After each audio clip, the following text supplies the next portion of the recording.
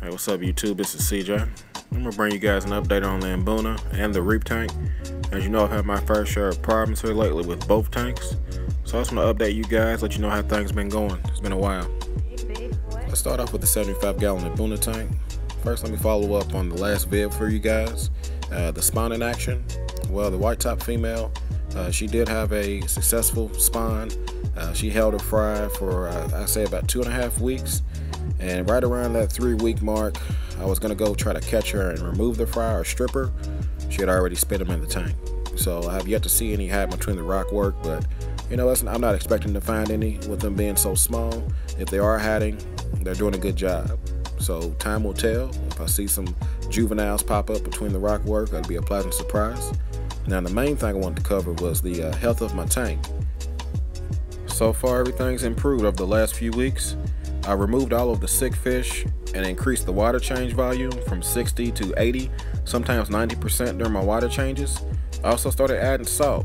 I never did that before, and I will admit it's definitely improved the health. You know, my colors are a little better in my tank and the fish just appear to be healthier. So as long as I'm on the right track, I'm pretty happy. I'm gonna keep you guys updated on the Mbuna tank. I just want to keep this video short as possible and save some room for the Reef tank at the end. So you guys drop me some comments if you have any feedback, if you like the yellow labs in here. Other than that, I'm gonna get you guys over to the Reef.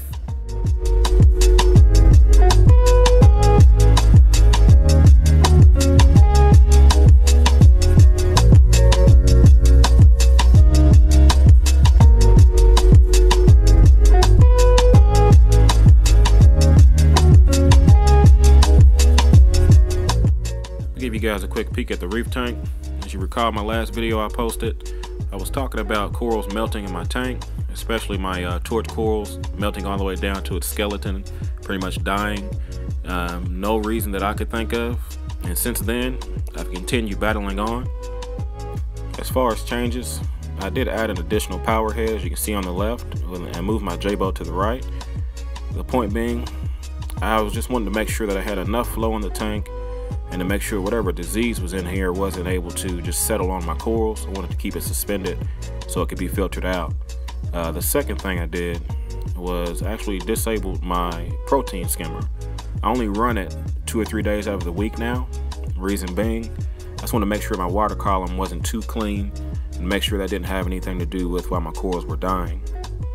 In addition to those changes, I ended up pulling out every test kit I had and tested everything all the way from ammonia to calcium, alkalinity, magnesium, just to make sure that my tank wasn't recycling or just doing something crazy like crashing. Everything was on the money, and I was surprised how good my parameters were with no dosing and just water changes, but everything was perfect. So with that being said, the last week or so, have not had any further issues with my corals melting or dying. Ended up relocating a few of them to add more space, make sure they weren't touching. And so far, everything appears to be doing okay. As far as the other life of my tank, everybody's alive and happy. All of my shrimp, both cleaners, my cherry shrimp, even my pistol shrimp and the goby are still doing the thing, chilling. Even though they bury in the back of the tank, it's hard to catch them on film. But everybody's happy, everyone's well. So far, everything's good. So I'm hoping the worst is behind me. If you guys have any other tips on why, you know, corals may melt with everything on the money as far as parameters, by all means, let me know. I'm gonna keep you guys updated on this tank and the Mbuna tank. So you guys like, comment, subscribe, do what y'all do. Y'all be easy.